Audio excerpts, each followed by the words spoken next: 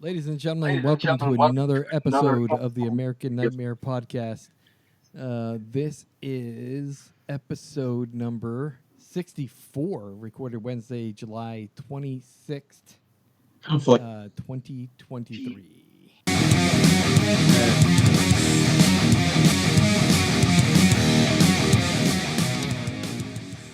Everything is broken today. I haven't touched anything. Why does it keep coming in? Yes. Is this for real? What the fuck? All right, that's fine. Hey, you know what? Shit happens. Stuff breaks. Along with echoes. All right. We'll fight through it as long as it's not on the recording, right? We'll fight through it, and we'll try to make this a quick one, and then hopefully we'll get everything worked out for next month. All right, let's get started with the horror news. Yeah. So, first thing. The Exorcist Believer official trailer is out. I posted that up on Facebook. I looked at it today, and I'm like, holy crap, that looks pretty good. Yeah. Coming out exactly 50 years ago, this fall, is when they released the first Exorcist movie. And now on Friday, October 13th, a new chapter begins from Blumhouse Pictures. And the director, David Gordon Green, which shattered his status quo with their resurrection of the Halloween franchise, which, you know, the first movie was alright. But Exorcist Believer looks like it might be pretty good. I thought the trailer looked really good. Yeah, I was like, that looks pretty scary. I thought it was creepy, real creepy. Yeah, it says as a summary, since the death of his pregnant wife in a Haitian earthquake 12 years ago, Victor Fielding, the Tony winner, Oscar nominee Leslie Odom Jr., One Night in Miami, Hamilton, raised their daughter Angela on his own. But when Angela and her friend Catherine disappear in the woods, only to return 3 days later with no memory of what happened to them, it unleashes a chain of events that will forever force Victor to confront the nadir of evil, and in his terror and desperation, seek out the only person alive who has witnessed anything like this before, Chris McNeil. Oh boy. Sweet. Yeah, so they're bringing back the original mom, Chris McNeil, from the original film. It's going to be pretty interesting. Yeah, she was in that series that we watched, right? Didn't she? Yeah. That was a pretty good series. Character in that. Yeah, it kind of sucked that it only went 2 seasons and then it was gone. Yeah. American Psycho is getting a comic book adaptation. Nice. According to Deadline, Christian Bale's classic American Psycho is getting a comic book adaptation. LA-based comic book publisher Sumerian is lining up a comic book series based on the 2000 horror classic American Psycho, starring Christian Bale as an icon madman Patrick Bateman. The 4-issue series, which I already subscribed to, by the way, is publishing later this year, which will have a dual narrative one-shot showing a different perspective of Bateman's killing spree with a notable twist, and another revealing a modern-day arc with surprising connections to the past. That sounds pretty sweet. Yeah. It's only a 4-issue series, but sounds pretty cool. Let's see. The Twisted Metal series starts tomorrow on Peacock. I don't have Peacock. You know how I Peacock. feel about it? Premium. Yeah, I don't have Peacock either. I'm probably not going to watch it. I did love the Twisted Metal video games back in the day, and my understanding is that they were awesome. This show will focus highly on the cars, as it should. Yeah, I thought it looked pretty sweet, the trailer. Yeah. Jack Hill's 1967 cult classic Spider Baby gets a remake and a trailer. Sweet, I didn't see that yet. Movie Spider Baby is getting a remake from the filmmaker Dustin Ferguson, who made Cocaine Jaguar, Mega Ape. And the new trailer came out today. The team explains that the new film promises to reimagine the beloved cult film, which starred Sid Haig and Lon Chaney Jr., with a new generation of horror enthusiasts. The film is now in post-production with a premiere planned this October in LA. Original film's director Jack Hill served as the executive producer for the brand new project, which is said to ensure a respectful homage to the 1967 cult classic. Yeah, Sid Haig was in that one. That's right. Spider Baby. I was never a big fan of it. It was a bit weird. It was a bit weird. Yeah, it's weird. It's weird for sure. Not that good? It's weird. It's weird. Like I said, there's a cult following. It's very a strange movie. And Sid Haig was in it when he was young. He looked just as weird. Just like he does now? Well, not now, but before he died. Yeah. Yeah.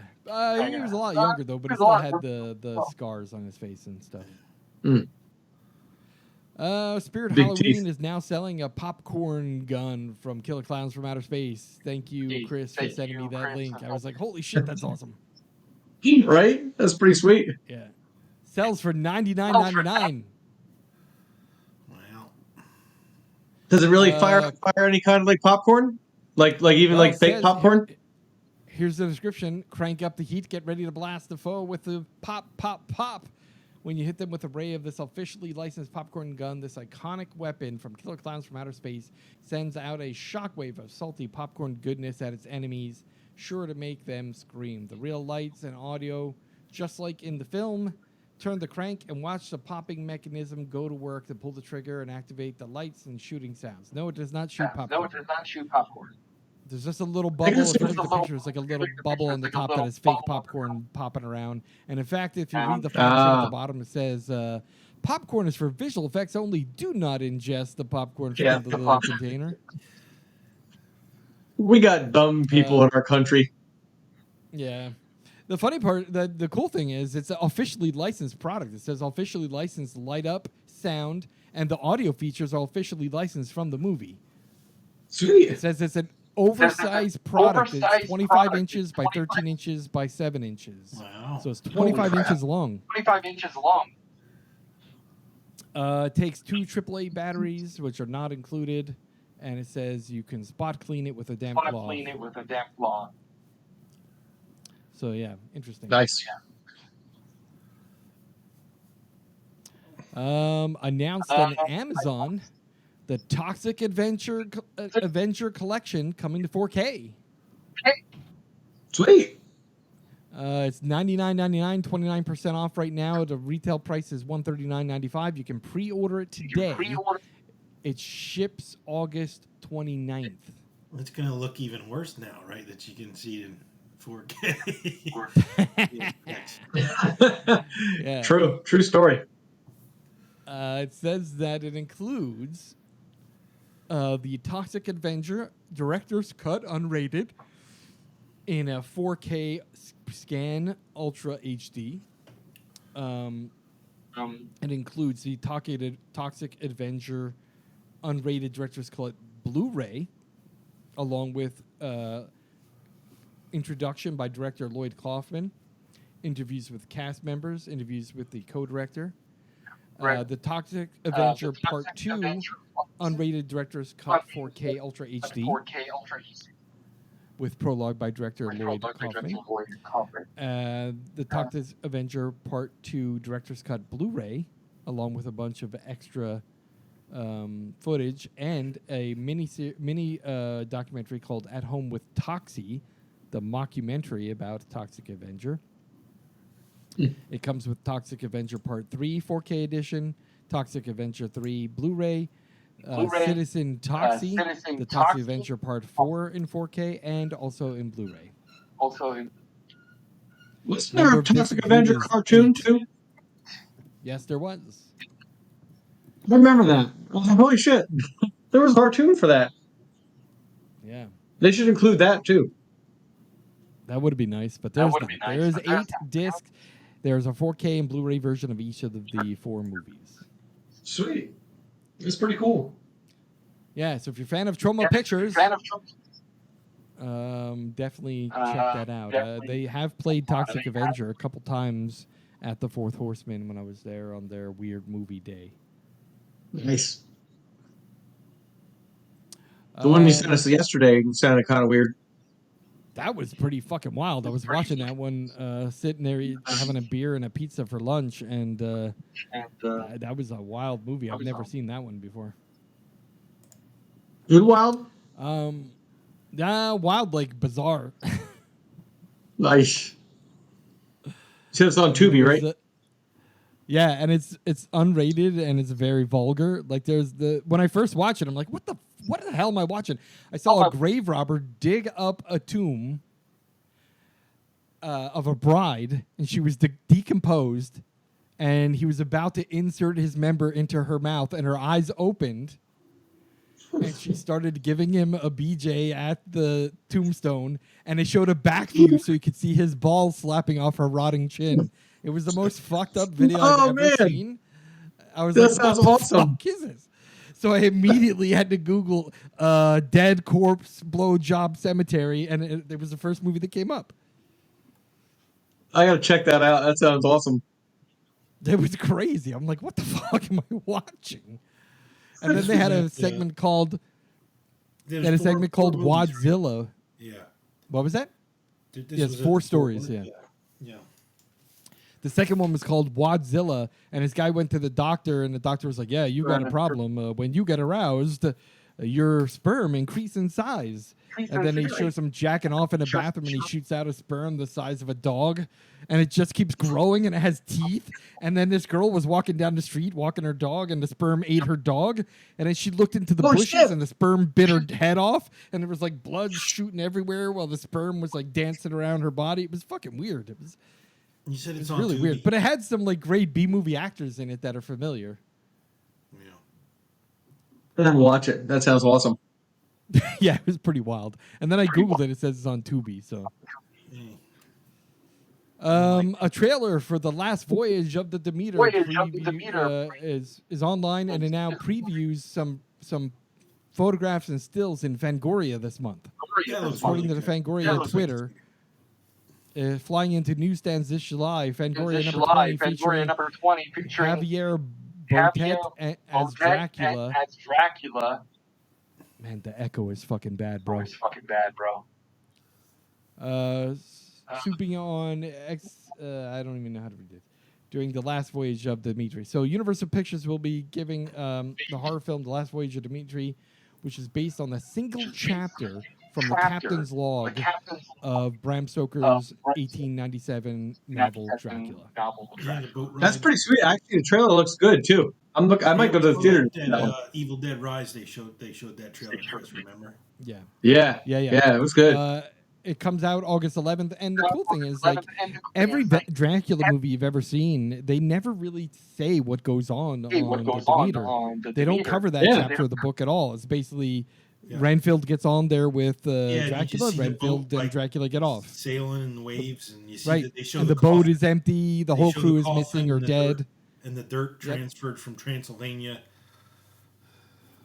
I think that's pretty cool. So somebody took that little sliver of that story and made it. That's great. I'm looking forward to it. In the book, it's an entire chapter, so it covers some of the murders on the boat. So I'm interested to see how they play all that out.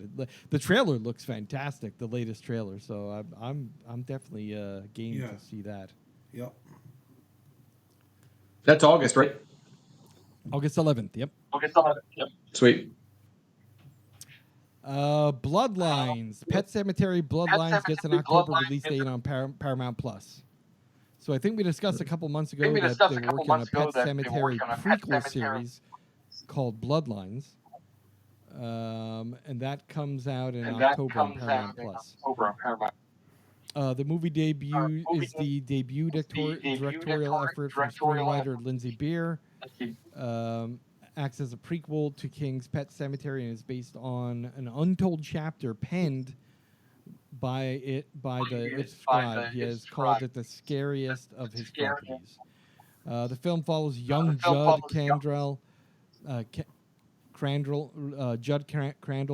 in 1969, who has dreams of leaving his hometown behind and soon discovers sinister secrets buried within, and his forced to confront his dark family history that will forever keep him connected to the town.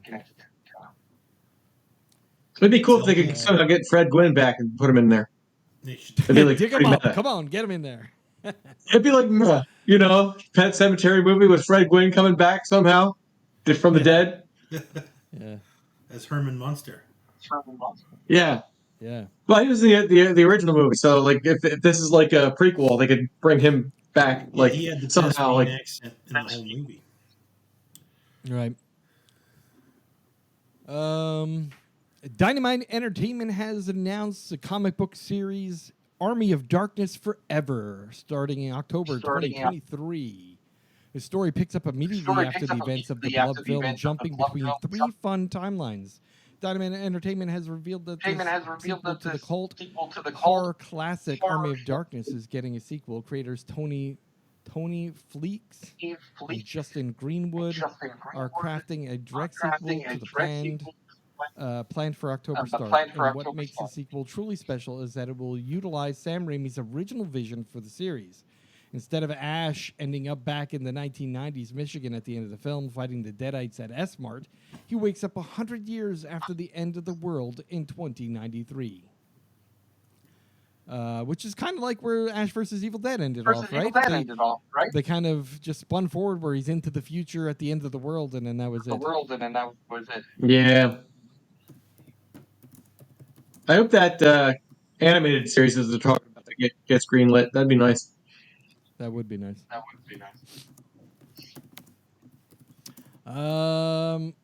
This October, Marvel's releasing a one-shot horror comic, Crypt of Shadows. Already ordered mine. Marvel Comics will be publishing a one-shot horror comic called The Crypt of Shadows this October, featuring Deadpool, Scarlet Witch, Hulk, and many more. Once more, as All Hallows Eve draws nigh, the dust covers slab, the seals shut in the crypt, blocking out the sun, casting it forever in the shadows, has creaked open to let the darkness loose and prey on the Marvel Universe. There will be mercenary or mage, guided by law or rage. The heroes will face their terror, and they best pray their spines are sturdy enough for the job. We'll see. Crypt of the Shadows #1 comes out this October as a one-shot. I know at the beginning of news we talked about the new Exorcist movie called Exorcist Believer. Well, there's a sequel to it. Exorcist Deceiver comes out Easter 2025. Yes. No. They've already liked the one that hasn't been released so much that they've already ordered a sequel to it. Yep. That's risky. They think they got themselves a winner. Maybe they do. We'll see. That looked okay. Okay, that's the end of the news from me. Anything from you guys? No, I don't really have anything. I got all discombobulated by trying to get my demo headphones to work. So I was discombobulated trying to read the news while hearing my own voice echo back to me. So I'm playing the Dead Space remake finally. And it's How's that? Awesome. Fucking awesome. Nice. It's good. Highly recommend it. Yes. All right. Now we've got 5 great horror flicks on from Chris. Paramount Plus, which also is now Showtime as well. They've combined Paramount Plus and Showtime. So if I get Showtime, I get Paramount Plus, and vice versa. I think it's the other way. Yeah, if you get Paramount Plus, you get Showtime. Well, if you get How much Max is it now, monthly? they have all those channels. So it might be if you get Showtime, you probably get Paramount. Oh, all right. I don't know. Which one do you have? I looked up. Max now has all the TLC stuff on it. I actually had both Paramount Plus Showtime. So when I was in Paramount Plus yesterday, Showtime movies were showing up in the Paramount Plus app. So they never used to. They were two separate apps. I'm guessing I can just get rid of the Showtime app. But anyway, so it's Paramount Plus and Showtime. 5 movies that you can find on there that I've seen and enjoy. Actually, the one's not a movie, so we'll start with that one. Yellow Jackets. Great series. They just finished season 2 a couple weeks ago. I like the story. It's creepy. Not a whole lot of horror, but enough to keeps you like coming back for more to try to figure out the story. So I'd recommend that series. Also, Significant Other, which is a 2022 movie. It's kind of like a sci-fi horror. I think I mentioned it once about a year ago when I watched it. Good flick. Two fiance and his girlfriend go. I mean, some guy and his fiance go walking in the woods, and he something crazy happens, and you're trying to figure out what happened. And good shit. Scream 6. I watched that after you recommended it. I did watch that one. I remember it now. Yeah, it's pretty good. Like it kind of gives you like a twist. Like you kind of think like the boyfriend's sketchy, and then like like about 20 minutes left, it changes. Oh shit! I didn't see that coming. Yeah. So Scream 6. If you haven't seen it yet, that's on Paramount Plus. Excellent addition to the franchise. I think I actually like this one better than the one that came out last year. Okay. Chained with Vincent D'Onofrio. It's a 2012 movie. I don't know if you've seen it. Guy is like a serial killer, and the movie starts. Vincent D'Onofrio has this lady and her son in his car. Pulls up to his, weird ass house shack thing, and he basically kills her, but he adopts the kid and he chains him to his basement, and he raised him to like be his protege or something. It's really weird. Yeah. No, I saw that. So great flick. If you haven't seen it, it's on Paramount Plus / right now. And my fifth one is Bodies, Bodies, Bodies, which I think I also mentioned on this once before. It came out last year. It's like meta horror with like Pete Davidson in it, and it's got a lot of like social commentary in it. I remember the trailer for that one. Yeah, it's a good one. It's also kind of like a whodunit. Yeah. So those are the 5 movies that you can catch right now on Paramount Plus / Showtime. Actually, again, the one's not a movie; it's a series. Nice. Okay. Next, we have our top 5 horror movies. And this month it is Chris, Craig, Sal. These are the top 5 summer horror movies. Top 5 summer horror movies. My number 5 is Sleepaway Camp.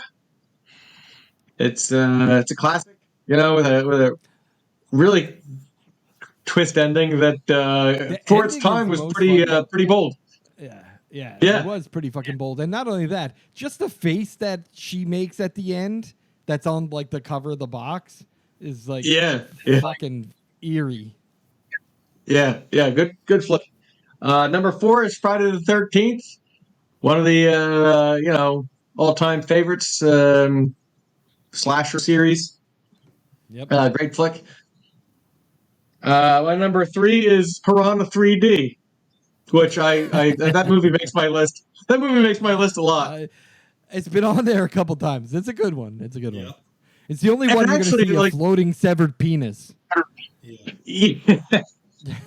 And actually, the sequel to that, Piranha 3 Triple D, was actually too. Also, just over the top, funny, gory, like good stuff. The amount of blood and gore at the beach scene is just insane.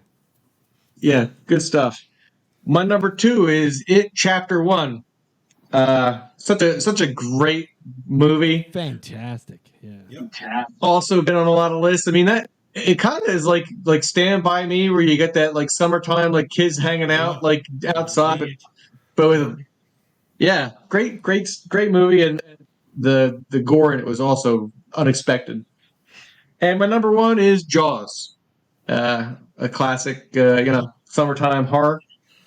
Yep. We don't really have to talk about that too much anymore. Yep. And then I have a couple honorable mentions. Club Dread, which is a good one. Nice comedy horror. The Final Girls, which is a good one. Good horror comedy like / spoof slasher film. And The Burning, which we'll be talking about later on. Yeah. Nice. That's it. Yep. Cool. Good list. All right. My number 5, I know what you did last summer. Good one. That's a good one. It's got summer in the title. Sure does. I tried going with not the best movies, but like movies that just sort of said summer to me. You know what I mean? Yeah. Number 4, I went with It as well. Yep. Chapter 1 is Nice. a very good film. Yeah. Number 3, I went with X. Oh yeah, Yeah. dude, I Yep. totally forgot It about was a that. good summer. Yeah. Good Great summer flick. film. Dude, the problem is the list is too fucking big. I had to Yeah. narrow down quite the list. I know. Yeah, I left out a bunch too. Yep. Number 2, I went We with could probably made this a top 10 list. Texas Yeah. Chainsaw Massacre for number 2. Another great one. Another great one. Again, that movie, Nice. like I was thinking, I'm like, it was good, but just watching that movie, like the people like looked hot, like the whole movie, like in the van. Well, it took place in It was summer. grimy. Yeah. It was grimy. Yep, exactly. And number 1, I went with Jaws. Nice. That is the de facto summer movie. Yep, All right. for sure. I believe so. Yes. Classic. Midsommar Honorable for, mentions? Yep, Midsummer. Nice. Good one. Good one. Good one. Burning, put on there. Yep, Burning. Sweet. And Friday the 13th for sure. Nice. And I did have Club Dread, but that one I had a hard time because it was in a tropical island, so I didn't know if it was, vacation. That's true. Do we know if it's really summer or not? That's a good point. It might not be. Because we did do vacation horror films quite some time ago. Yeah. Mm-hmm. Mm-hmm. Very good. Very good. All right. My top 5. My number 1, which I'm surprised neither of you mentioned this one. Tucker and Dale versus Evil. Yes, that is one. Love that movie. Yeah, Again, fucking love this was a lot of movies you could pick it. from. So many choices. So many choices. Yep. My number 4, Sleepaway Camp. Just Nice. recently watched it because it's on Shudder right now. Yeah, I did too. Yeah, I did. I also rewatched it recently. It's been a long time since I've watched it. Yep. Yep. My number 3, Friday the 13th, the original summer camp horror movie. Yeah, for sure. Mm-hmm. Mm-hmm. Is that what it was? 1980. Yeah. Yeah, I believe And so. then my number 2, Midsommar. That one was just fucking shocking and terrifying. Yeah, it was. And my number 1, the de facto horror film of the summer, which haunted me for decades, Jaws. It still creeps you out when you watch it. Dude, I was afraid of sharks in a fucking swimming pool when I was a kid. I had an above After ground that. fucking swimming pool, and I wouldn't go in it at night because I thought Jaws was in the damn pool, dude. Yeah. I mean, that movie fucking traumatized me as a child. A shark that's bigger than my pool, and I'm afraid to get in it. Right? Right. All right. And then my honorable mentions. And my first honorable mention is Cabin in the Woods. Okay. Yeah. That's a good one. That is a good one. My second one is Piranha 3 Double D. Nice. Oh, free double D. Nice. Yeah, I added 3 Double D to mine. And my third honorable mention is Evil Dead. Yeah. And That one was then tough, another too. one. That one Yeah. was tough. Yeah. Because I didn't know. I didn't even think about that for summertime. Was or not? Yeah, it was definitely summer. They were sweating. They were taking a trip to the woods in Tennessee. Yeah. And then one that I just tagged on the end here because I completely just felt like it needed to be mentioned was It Chapter 1. Yeah. Good flick. Good flick. That was a good list because there were so many films to really pick from, and it was hard to narrow down. It was kind of, for me, it was kind of a mix of like nostalgia versus, what's really great. Yeah, and same here. modern. Mm-hmm. Awesome. All right. Let's get to our movie review. Our movie review is The Burning, 1981. This is not on Rotten Tomatoes, so I couldn't get the Rotten Tomatoes score. Instead, I got the IMDb score, 6.3 out of 10. That's It's a pretty horror good film, an for a hour horror and movie. 31 minutes long. That's really good for a horror movie. Especially a slasher film. 6.3. Yeah. Yeah, just a little bit about this film. So it is a horror film. It was directed by Tony Mayland. And Do you know? her do you know- first Her first You know who film produced that it? she directed was Genesis Live in Concert in 1977. Wow. Do you know who Really? produced it? It was written and produced by Harvey Weinstein. Yep, you bet. Dude, And I was like, Yeah. Harvey I was like Weinstein. I was like those poor girls, like because I saw that Yeah, before. dude. I'm like, Yeah. The I'm like, whole trying to time I'm unfold, watching like, it. which girls he was like targeting, and like, Dude, Hopefully it wasn't Tiger. and the way that my like, my only question is, while I'm watching the film, the entire time, the only thing I'm thinking is, how many of these poor girls had to watch Harvey Weinstein jack off? yep. And that muscle dude was like, I said, that's like Harvey Weinstein. This guy's like forcing Yeah, himself right. on all these girls. I'm like, Yeah, come on. It'll be good. It'll be good. Yeah. I promise you. Dude, right at the beginning, it said story written by Harvey Weinstein, produced by Harvey Weinstein, screenplay by Bob Weinstein. I'm like, oh, fuck, man. I didn't realize. And I was like, how old is that guy? How old must that guy be now? Like, Yeah, he's like fucking holy old. shit. This was released say. in theaters May 8th, 1981. so it was after, it was MGM, and I saw that too. It was like MGM, like Miramax. I'm like, this was big budget. It was a big their budget film. In fact, it was their they answer spent to one. Yeah, it was their answer to Friday 13th. Yep. $1.5 million to produce this film, and it only raked in $700,000 domestically. Yeah. Big cast, and I mean they weren't big back then. Dude, they weren't big then, But but yeah, some big names though. young Holly Hunter. Like she wasn't even the main character, but she was in it. Was she Tiger? Yeah. No. Yeah. No, she was like a minor character. She was on the dock, and then she was at the beach, during the end when they were finding bodies. She had like a tiny role, but boy, I was like, what a great... And Stephen Fisher as like a scrawny And Jason little fucking Alexander. toothpick. Oh, you mean Jason Fisher Alexander with the full head of hair. I'm Oh, sorry, Fisher Fisher Stevens. Stevens. Yeah, Fisher Stevens. Yeah. I'm just like, what a fucking cast, man. From Circuits, with short circuit movies. Yeah, and who else? There Jason was Alexander. No, there was Yeah. Ratner from Fast Times at Ridgemont High. That's right. That's Yeah. right. Ratner was what was his name? He was the creepy He's a creepy dude. Yeah. That was kid trying that to got pick picked up. on. Yeah. But that was Ratner I from don't Fast know. Times He at didn't- Ridgemont High. Yeah, He said he didn't have any friends, but he seemed to like those kids seemed to like hang out with him. Like, yeah, I don't know.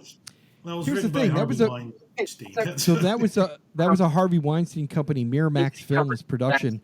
That I've seen this movie about a dozen times before, but as a kid. I don't know if you remember. This is one of those films that was on I've HBO seen it. and played repeatedly on HBO Yeah, for and that's where I many saw it years on, in and the that was early probably the 80s. last time I put my eyes on it. To be honest with you. I remember. I just remember there's a lot of boobies in it. Yeah, there was a lot of boobies in it, a lot of young I might boobies. have It was watched kinda it weird. in high school. I might have like rented the VHS or something too. I don't think I rented the VHS. I think the only time I saw it was I watched it multiple times on HBO as a kid. I clearly remember it now. I remember I And had a friend. He had when we watched, he kept on Cropsy. He was making fun of Cropsy. Cropsy, that's right. And the Fisher Stevens, the film he was in shortly after this, he played like a greaser gangster dude in My Science Project. Okay. I don't know if you remember remember that that one. film.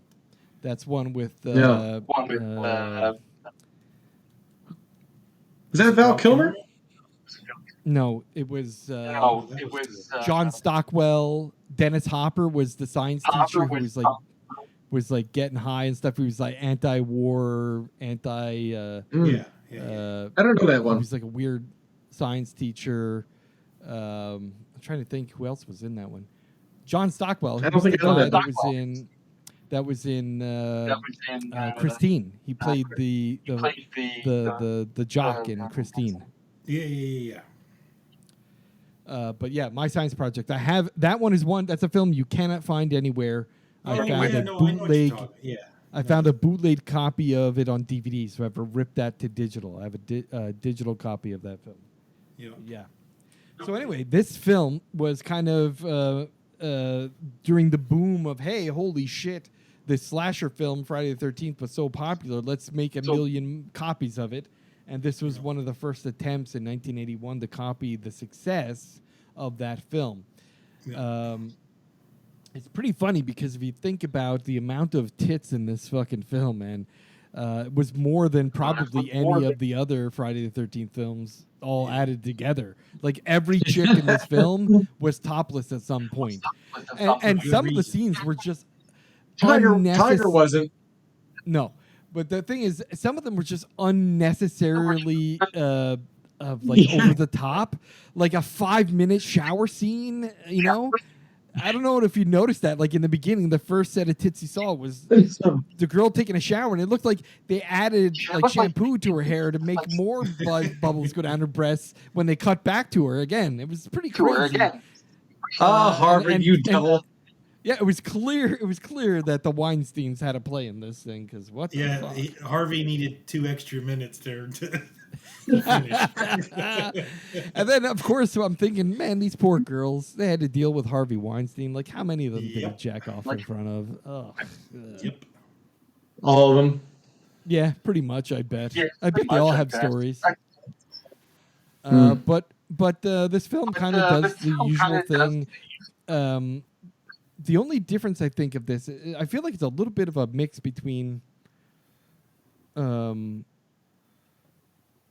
maybe Nightmare on Elm Street, but without the dreaming part, you know, because you have the burning and the guy getting revenge. Yeah. You have the you have the sleepaway camp for the summer. But it wasn't the typical what it became the trope of people who have sex die. Because it was true story. It wasn't necessarily everyone that had sex that got killed. Yeah, because that raft full of kids, there was a couple of people they never showed have sex in the movie, and he killed them all. Yeah, he killed them all, and that scene was pretty.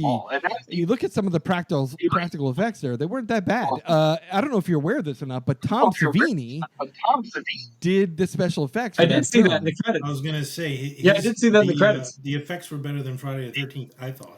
He actually did an interview. I went online and found people that ripped the DVD version of that had behind the scenes. He did a couple of interviews about how he created those effects, including the burning scene in the cabin. He said they use rubber cement as the accelerant. It's funny, like it looks like some dude has like a helmet on. Yeah, because you can see the burn suit. He had a full burn suit on. He's like, you can see like a helmet. Yeah, he's like, yeah, it was very early special effects, but I will say that there was a great interview with Tom Savini that said the whole gag was supposed to go down that he had a torch that he had lit. He was going to go into the cabin, light the rubber cement, and then the actor was going to get him, get lit, and he was going to bust out the door, on fire. But what happened is Tom Savini said he walked into the cabin. There was so much rubber cement everywhere.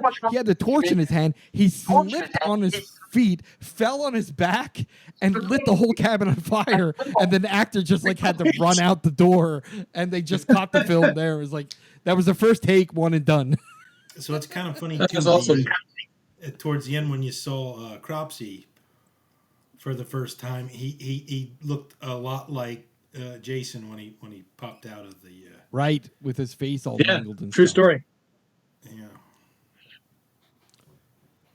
One of the things that I didn't understand was go ahead. That final part where they were in was that the old campground that where they finished up at? Because there was a lot of cement buildings and shit, and even mine carts. And I was like, is it supposed to be the old camp? Because I could have sworn there was a mention of some sort of mine that was on the campground. Oh, was there? I don't remember. But I was like, those rooms are kind of weird for an old campground. It was, right? Yeah, it was. Plus the fact that the campground was on an island, right? They needed the canoes to get off of the campground area. Yeah, how the hell did they get the kids there? Like the old camp? Were they brought them all in canoes? Don't know. I'm assuming that must be the case. Harvey didn't care. He just wanted to see titties. Yeah, I'll say this. The writing was not great. The storyline wasn't perfect. The acting was, everyone was young and amateur, I'm pretty sure. For a $1.5 million budget, the acting was not fantastic. There were some, the lead characters were seasoned actors at that point in their career. I looked them up. They have a couple good films under the belt. So they probably paid mostly for those actors when it comes to that budget. Right. So It was funny, George. It's been forever since I've seen it, but every time Jason Alexander's character talked, I could think of as George. Yeah, because he almost acted exactly like him. It's clear that his personality is what he acts. For sure. But the scene with Fisher Stevens shooting the other guy in the ass with the BB gun, that was pretty funny. There were a couple scenes there that were pretty good.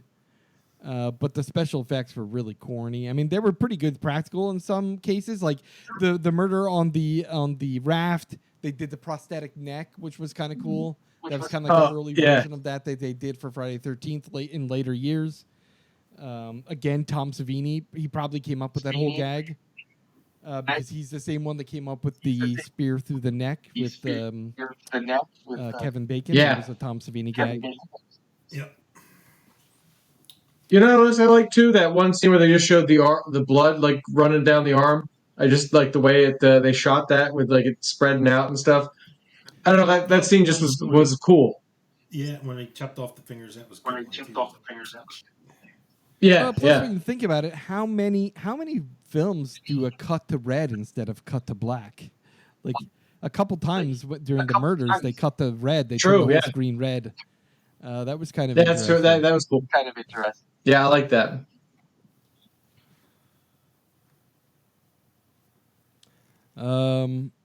Overall, it seemed a little long. Like, I'm going to say that the acting and the storyline was bad enough that a couple times I looked at my watch, I'm like, yeah, this is kind of a long film. Yeah, so, I mean, the story was basically this caretaker at a camp. Kids were playing a prank on him. He started on fire, came back for revenge, basically. He was in the hospital. Just against any kids. He escaped from the hospital. And the first murder kind of weird, like took some time. Yeah, it was a long time before the first. He was after happened. that. He was after that guy specifically because he was one of the kids. Like the guy, I think that was the Fisher Stevens character, right? Like he was. They got to it towards the end of the movie. He was one of the kids that like played the prank on Cropsey. Yeah, right. And he's like the head counselor of this camp. He went after like the hook. Like I didn't get that. I was like, why is he killing this hooker? She didn't do anything to him. You know what I mean? I was like, yeah, I didn't get that either. It didn't make sense. Well, if I think Harvey Weinstein likes to kill hookers. That's probably the case, but I think it has to do with the fact that when he was leaving the hospital, they had a voiceover of the doctor saying, you know, you're gonna get used to normal life. People might look at you weird for a while. You're gonna get used to living life. You know, like all these things basically saying people are gonna reject you, and kind of that was what happened. He went out, he got a hooker. She was completely rejected him, and that said him, you know what, fuck this, I'm just gonna get revenge and murder everybody because I'm a grotesque beast or whatever. I'm sure it was some play on the fact that Harvey Weinstein is one ugly motherfucker, and he knew that he was, and this was him acting it out. It's good. But instead of killing people, he's gonna spend the rest of his life jacking off into flowers and showing his penis to women. Can't stab him with a knife. He'll stab him with his dick. But other than that, I mean, it was a pretty interesting film. It's weird how watching it brought back all the memories. So I watched this before. It just wasn't good enough for me to go back and watch it multiple times. Exactly. I think as a kid, like I didn't really care so much about the story because there was boobies in it. You know, I think the boobies was the part that really, right. Yeah, as a kid, like I was like, "Oh man, this movie's great. It's got boobs in it. You know, some people getting killed." Yeah. Now I need a little bit more in my horror. You know, boobs are great, but like I want a little something to go around my boobs. Yeah. Something to go around your boobs. All right. Yeah. So overall, I'm gonna say, you know, this film it was an early slasher film. It was a first attempt at kind of competing with or replicating what Friday the 13th did. Yep. Unfortunately, there's a lot of negativity that surrounds the writer and producer of this film. It was interesting to see a lot of young stars in this film that became something much bigger. But overall, I'm going to say, out of 5 stars, 2.5. Yeah, that's where I was going to go too. 2.5. Yep. Yeah. Agreed. I wouldn't necessarily recommend it to anybody. It's not particularly entertaining. However, if you have seen it in the past or you like those 80s horror movies, this is a bit nostalgic feeling, especially seeing some of those early actors, young actors. It's probably not a bad Saturday morning hungover. Throw it on if you got, nothing. Yeah. Rainy morning or something. I wonder how long it's going to be up on Shudder, but that's where I watched it. It's up on Shudder. They just threw it up there, so it's probably going to be on a while. Yeah, it's under. They have a curated list of summer horror films now, which is where I watch Sleepaway Camp up there. If you want to see a better 1980s camp-based slasher film, Sleepaway Camp is definitely better than this film. Less tits, but a better horror film. Yeah, definitely. Right, we're going to cut the show a little short only because there's a massive amount of echo coming out of Chris's... Yeah, I don't know what's going on. I'm going to try to figure it out. We may have to do a dry run like a day or two early this time so that we don't have this problem again. Yeah, that's fine. I'm hoping that the audio that gets recorded on your local laptop doesn't include that echo. If it does, I apologize to all the listeners if they hear this echo. It's just... I've just got a new laptop, and I don't know what's going on with it. So I'm going to try and figure it out. The echo cancellation seems to not cheap be working. On Prime Day. Yeah. Oh, you bought it on Prime Day? Yeah. Let me tell you a fucking Prime Day story. On Prime Day, I bought a Robo vacuum. It was the Robo Rock S5 vacuum cleaner, right? Mm-hmm. I bought it for my new apartment because my new apartment has all tile floor. And I thought, hey, this will be great. The robot vacuum will be able to keep that nice and clean. And it was a great deal. It was a $700 robot vacuum because it cleans and then it docks and it empties itself into a big container, a big vacuum container. And you only have to empty that once a month. But that $700 vacuum was on sale for $429 on the website. I got it from Prime Day for $399. I ordered it with my Prime account on Prime Day with Prime delivery. It never fucking showed up. Wow. After a week, I call them because it said, the date delivery changed. No, the date delivery changed. No, it'll be here on this date. No, it'll be here on this day. And then the next day it goes, sorry, it's undeliverable. And I'm like, what the fuck? And the tracking shows it somewhere out in Vista Loma, like the middle of the fucking California desert. So I call Amazon. I'm like, what's going on? They go, well, we can give you a refund and you can reorder it. I said, no, it's a Prime Day deal. It's double the price right now. I'm not going to order it again. I want the fucking thing I ordered. And I said, and the thing about it is, I moved. I ordered it with the Prime ordering to get it 2 days before I move. Now I moved and it has to be delivered to a new address. And they're like, we might have a problem trying to reissue it to you. Let me talk to my supervisor. Then they come back and go, no, I don't think we can do this for you. I think we'll have to issue a refund. I'm like, I don't understand. Bullshit. Then if you're going to refund me, then refund me the vacuum and refund me my annual Prime membership because I'm going to cancel the fucking thing because this is the most primiest of all Prime things. It's a Prime Day deal with Prime delivery, and I bought it with my Prime credit card with my Prime membership. Like, how can you get any more fucking Prime than that? And it was delivered by an Amazon driver. And it never got delivered. So if you can't function as a company doing that with your fucking quote-unquote Prime Day, then I don't want it. And I don't want your Prime service anymore. And then we're like, hold on, let me see if I can... They go, let me see if I can talk to a manager. Hold on. They come back and they go, we got a new one coming to your new address. It'll be there in 2 days. And then it showed up. I'm like, what the fuck? I waited 10 days for that. No. If it would have been delivered by Optimus Prime, it would have been just a hair primier. Yeah, exactly. Prime Day, Prime card with a Prime event and Prime shipping Prime credit card. I'll buy Optimus Prime. Yeah. Anyway, little Prime story there for you. All right, Yeah. cool, guys. So maybe they sent me a shit. I don't know. What was that? They said maybe they sent me a shitty computer. I don't know. I'm going to try to figure out something when I plugged in the headphones in the phone jack. It screwed everything up. Did you try muting? I'd send a message just to see if you could mute and see if it would take it away. Yeah, I don't know. Is this I have been muting for the last like 10 minutes when I'm not talking. Has it changed? No. No.